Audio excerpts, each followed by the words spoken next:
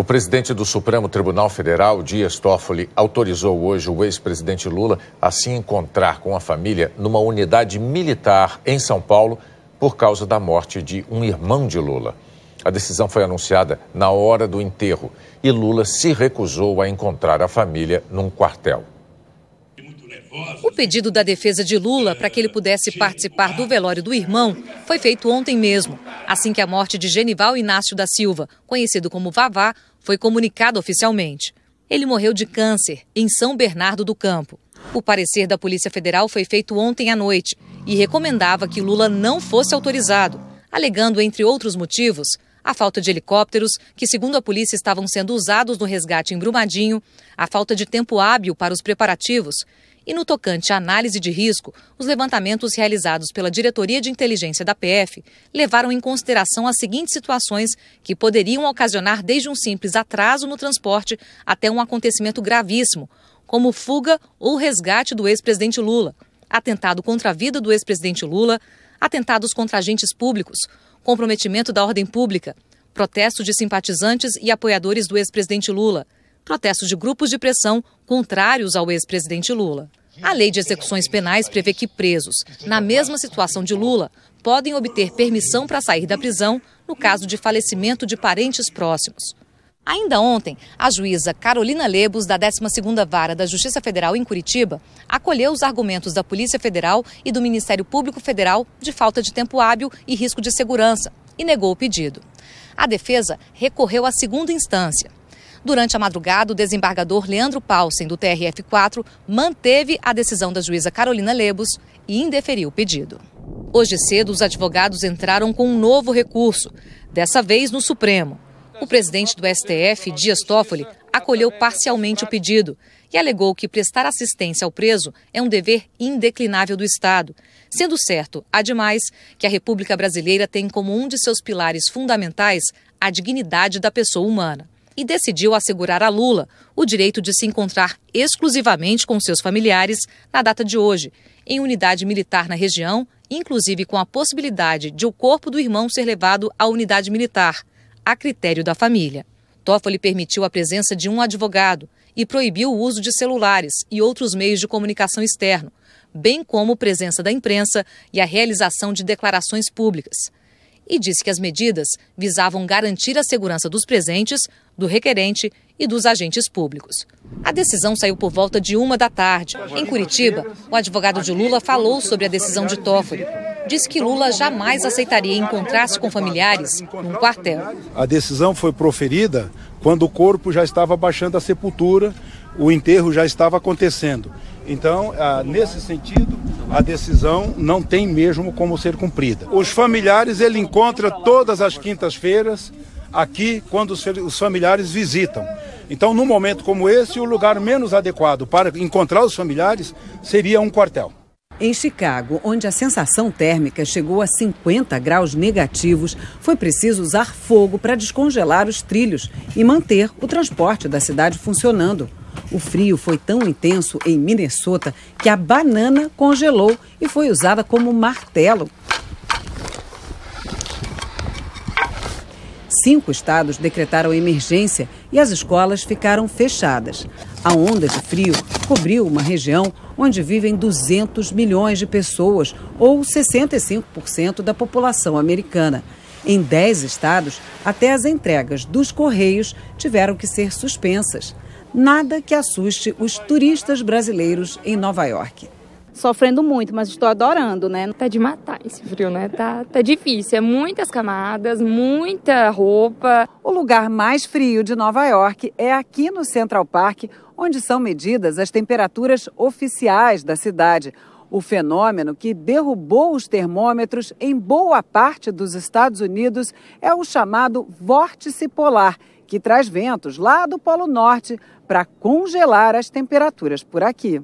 Os ventos do vórtice polar giram como um redemoinho sobre o Polo Norte. Quando é atingido por uma massa de ar quente, o sistema se desestabiliza e os ventos gelados se deslocam para o sul.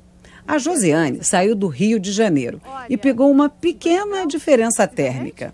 Diferença de 50 graus, menos 10 para quase 40 ou mais de 40. É mole não, mas a gente gosta de um friozinho. presidente americano Donald Trump ligou hoje para o autodeclarado presidente interino da Venezuela, Juan Guaidó, para reforçar o apoio a ele. Em várias cidades venezuelanas houve atos públicos pela renúncia de Nicolás Maduro. Milhares de manifestantes fizeram uma passeata nas ruas da capital, Caracas. Eles querem a saída de Nicolás Maduro da presidência e novas eleições diretas. Maduro tomou posse para o segundo mandato há 20 dias, mas as últimas eleições estão sob suspeita de fraude. A manifestação foi convocada pelo líder da oposição, Juan Guaidó, que se autoproclamou presidente interino da Venezuela na semana passada. Os apoiadores de Maduro contestam a legalidade desse gesto. Juan Guaidó tem os Estados Unidos como principal aliado. A Casa Branca informou que hoje o presidente Donald Trump ligou para ele em Caracas para parabenizar pela presidência interina e reforçar o forte apoio americano na luta pela retomada da democracia na Venezuela. Já Nicolás Maduro, pela primeira vez, se mostrou disposto a conversar com o líder da oposição. Ele disse isso nesta entrevista para uma TV da Rússia. Maduro também gravou um vídeo direcionado à população americana. Faço um apelo à consciência de vocês, disse Maduro. Não podemos permitir um Vietnã na América Latina. Juan Guaidó enviou um representante para Washington, que foi reconhecido pelo governo de Trump e pela Organização dos Estados Americanos como um enviado diplomático da Venezuela. Carlos Vecchio descartou o diálogo com Nicolás Maduro e disse que a única negociação é com aqueles que querem acabar com a ditadura e convocar novas eleições. O presidente Jair Bolsonaro recebeu alta da UTI do Hospital Albert Einstein, em São Paulo. Ele continua internado, mas reassumiu as funções de presidente da República. Menos de 48 horas depois da cirurgia de retirada da bolsa de colostomia feita na segunda-feira, o presidente Jair Bolsonaro reassumiu o governo. No entanto, o dia ainda foi de repouso, sem decisões ou assinatura de documentos. O presidente está preservado de falar, porque ao falar há a possibilidade de que gases, que ar entre na sua cavidade abdominal, e isso vai provocar dores e vai dificultar a cicatrização, particularmente no que toca a cicatriz externa.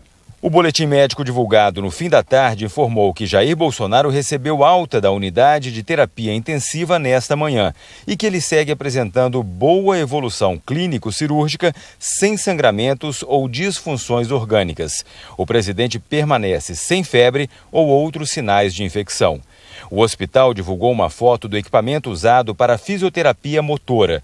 O presidente faz movimentos com as pernas, como se estivesse numa bicicleta. O exercício é importante para reativar as funções do intestino.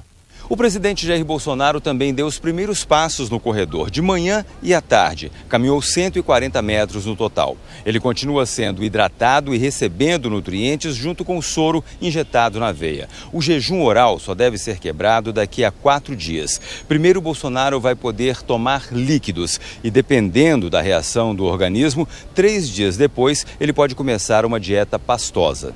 Mais cedo havia a possibilidade de os ministros do Meio Ambiente, Minas e Energia e Desenvolvimento Regional virem para São Paulo para despachar com o presidente no hospital sobre as ações emergenciais em Brumadinho. Mas por determinação médica, essa hipótese foi descartada. Bolsonaro continuará a receber visitas apenas da família e de assessores que já estão em São Paulo. Se houver contato com os ministros, será à distância. Os ministros farão, se necessário, as suas consultas por meio de videoconferência ou audioconferência. Testamos os 2 sistemas e funcionaram perfeitamente. Aí ele vai absorver a informação e vai escrever a orientação dele. A Vale começou a instalar uma barreira de contenção para impedir que os rejeitos de minério sigam pelo rio Paraupeba e prejudiquem o abastecimento de água na região de Pará de Minas. Essa medida também pode impedir que a lama chegue à bacia do Rio São Francisco. O barco amarrado às margens do Paraupeba deve ficar assim por um bom tempo. Há 5 anos, o Marciano comprou esta propriedade ao lado do rio. Ele diz que agora perdeu a graça. A gente não vai ver esses peixes que a gente pegava aqui fácil mais. A lama vem trazendo a tristeza. Ela vai vir matando, tudo que vem matando. Por volta das 11 da manhã, a equipe responsável pela instalação das barreiras, chamadas de cortinas antiturbidez, começou a descarregar estas boias que fazem parte do equipamento. As barreiras estão sendo instaladas no rio Paraupeba um pouco antes da central de captação de água de Pará de Minas. Vão ser fixadas 3 linhas de barreiras flutuantes nas margens do rio. A distância entre cada uma delas é de 20 metros. A barreira tem correntes metálicas que passam nas laterais e na borda inferior para manter a membrana esticada até o fundo do rio. Segundo a Vale, o trabalho só vai terminar amanhã. O objetivo é que estes filtros evitem que os rejeitos sólidos, como argila e matéria orgânica que provocam turbidez e alteram a transparência da água, sigam o leito do rio e cheguem à usina hidrelétrica de Retiro Baixo, em Pompéu. Desde ontem, as turbinas da usina estão desligadas. Funcionários da Vale e de uma empresa terceirizada levaram equipamentos para medir a qualidade da água, incluindo a alteração da tonalidade. Qualquer mudança já indica a presença da lama. Desde que a barragem se rompeu em Brumadinho e os moradores da região tiveram a informação de que a lama vai chegar aqui à região de Pará de Minas, uma cena tem sido comum.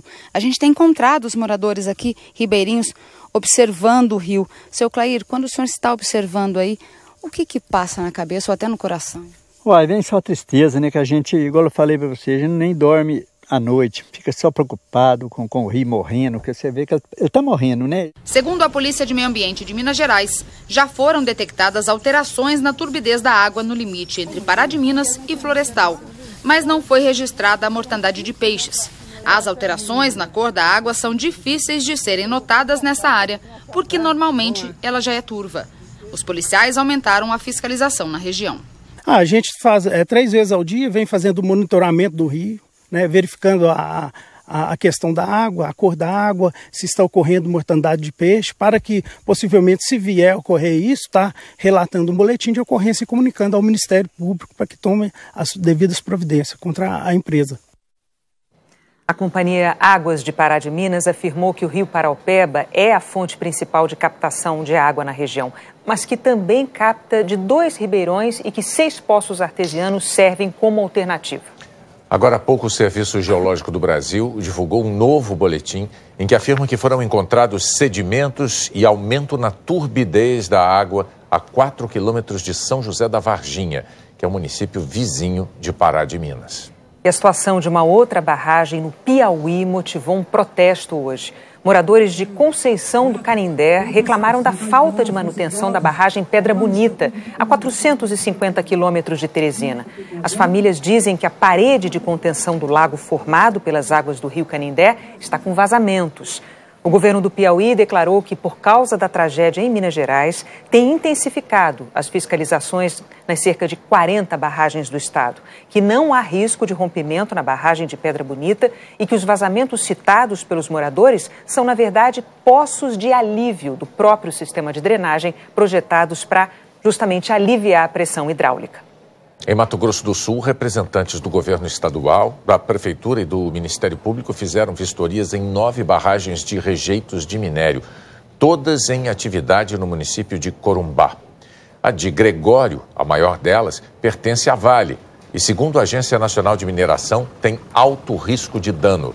É um pouco menor que a de Brumadinho. O resultado da vistoria nas 9 barragens sai em 15 dias.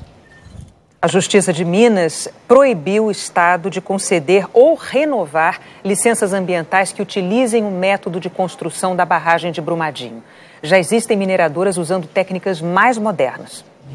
A região metropolitana de Belo Horizonte é cercada de mineradoras e, consequentemente, de barragens de rejeito de minério. A que se rompeu em Brumadinho está a 30 quilômetros da capital em linha reta. A Agência Nacional de Mineração afirmou que há 218 barragens no Brasil com o que ela chama de dano potencial alto. 43 são barragens a montante. Ainda segundo a agência, 26 estruturas já foram descomissionadas no país. São barragens que estão inativas ou não recebem mais rejeito. Este engenheiro que trabalha na construção de barragens explica que no processo de descomissionamento mais comum, toda a água da barragem é retirada e por cima da pilha de rejeitos coloca-se uma camada de solo argiloso. Depois é necessário construir uma rede de drenagem em vários pontos da estrutura para escoar a água da chuva. Por último, vem o projeto paisagístico, que pode ser a plantação de árvores, a construção de um parque ou de um jardim. Uma barragem fechada, ela tem que ser estável. Você vai deixar lá eternamente. Ela vai durar, nunca mais alguém vai ter que ir lá fazer manutenção. Os modelos de barragem a montante, como a que se rompeu em Brumadinho, são considerados ultrapassados pelos especialistas. São mais baratos, só que mais perigosos.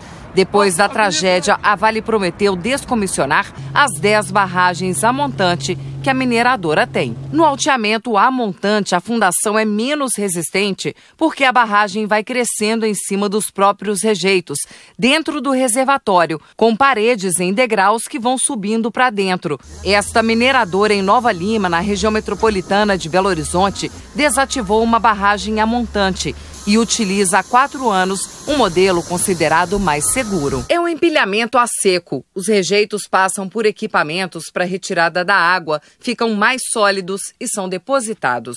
O rejeito sai do processo assim, com a consistência de uma argila bem grossa.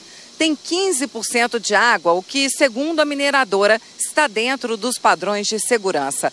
A produção chega a 150 toneladas por hora. Tudo depois é levado para um outro local, aqui mesmo na mina. O material forma uma espécie de aterro seco. Hoje a montanha está com 100 metros de altura e pode chegar a 150 metros. A mineradora diz que os custos com investimento, operação e manutenção são menores que os de uma barragem a montante. O primeiro ponto a ser avaliado na nossa situação foi o risco socioambiental, ou seja, qual que era o risco de se instalar uma barragem a montante aqui. Esse foi o nosso primeiro ponto a ser avaliado. Considerando isso, a gente buscou outras alternativas e encontrou a solução de filtragem de filtro-prensa sendo aplicada a mineração de outros metais, cobre, ouro, zinco. Fazendo a avaliação, se mostrou, além da viabilidade financeira, os benefícios socioambientais. A gente está respeitando as pessoas que moram aqui e o meio ambiente. Prefeitos estão preocupados com a decisão da Vale de interromper a produção em unidades com barragens antigas. Os prefeitos estão fazendo as contas porque temem receber menos CEFEM, o chamado royalty do minério. No ano passado, as mineradoras pagaram um total de 786 milhões de reais de CEFEM aos municípios do estado. Ao todo, 10 minas da Vale ainda têm barragens com o método de alteamento a montante. Todas ficam na Grande BH. 4 em Nova Lima, 3 em Congonhas, 1 em Sarzedo, outra em Ouro Preto e o que sobrou da mina Córrego do Feijão, em Brumadinho. Nova Lima, por exemplo, recebe 108 milhões de reais por ano de royalties. Quase metade vem da Vale. Infelizmente, afeta todos os serviços nossos da saúde, da educação, tá certo? Da limpeza urbana, da segurança, não é isso? Isso realmente é um caos. A Vale responde por 15% dos royalties de Brumadinho e já anunciou que vai manter os pagamentos ao município. Com a desmontagem das barragens, a mineradora estima que vai abrir mão de até 40 milhões de toneladas de minério de ferro por ano durante 3 anos, que representa 10% de sua produção. O plano vai custar 5 bilhões de reais. Em relação ao plano de desmonte de barragens que será apresentado ao governo federal, a Vale não informou se haverá compensação da queda de royalties e da arrecadação de impostos dos municípios e do estado. A Federação das Indústrias de Minas Gerais estima que a decisão da Vale de interromper a produção nas unidades deve afetar negativamente a economia de outros setores. A previsão de crescimento do PIB de Minas em 2019 está sendo revista e pode cair pela metade. A gente está estimando que a previsão de 3,3% de crescimento do PIB de Minas em 2019 caia para 1,7%. Em Mariana, a paralisação da Samarco, empresa que tem a Vale e a BHP Billington como sócias, trouxe uma queda de 30% na arrecadação. De 2015 para cá, a taxa de desemprego na cidade passou de 3% antes do rompimento da barragem para 17% no fim de 2018. Quem vai manter os serviços essenciais do município, que hoje são mantidos com a parcela do CEFEM? nós temos educação, saúde, transporte escolar. Então, simplesmente falar que vai cortar e deixar o problema Mariana como foi deixado pela tragédia da Vale e da BHP aqui é fácil. Precisa esclarecer melhor, precisa tomar atitude. Em nota, o governo de Minas Gerais declarou que vai perder cerca de 300 milhões de reais entre impostos e royalties, mas que é favorável ao uso de tecnologias alternativas para a disposição de rejeitos em barragens. No mercado financeiro, as ações da Vale fecharam o dia hoje com alta de quase 10%. Muitos investidores voltaram a comprar ações da mineradora. Os analistas entenderam que os prejuízos com o rompimento da barragem não justificam a queda grande de valor que a empresa teve na bolsa na segunda-feira. E assim que o mercado abriu, as ações da Vale registraram forte valorização. Depois caíram um pouco, voltaram a subir e encerraram o dia com alta de mais de 9%. O principal índice da bolsa também subiu. Os economistas explicam que, apesar de ainda existir muitas incertezas pela frente, a alta das ações da Vale reflete principalmente o anúncio da empresa de ontem à noite. O plano de ação da mineradora foi importante para dar o tamanho do prejuízo para a companhia. Os 5 bilhões de reais estimados, além do custo da produção parada.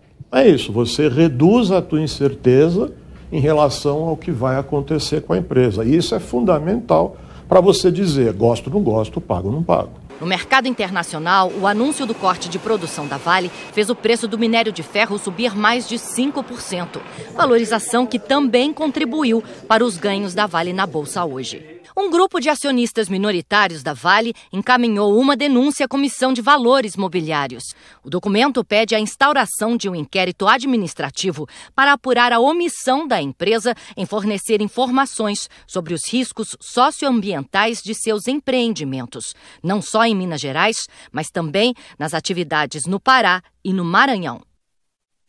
A Vale declarou que até o momento não foi notificada pela Comissão de Valores Mobiliários. A empresa comunicou há pouco que adiou a divulgação dos relatórios de produção e vendas e de desempenho financeiro do quarto trimestre de 2018. O relatório financeiro vai ser divulgado no dia 27 de março.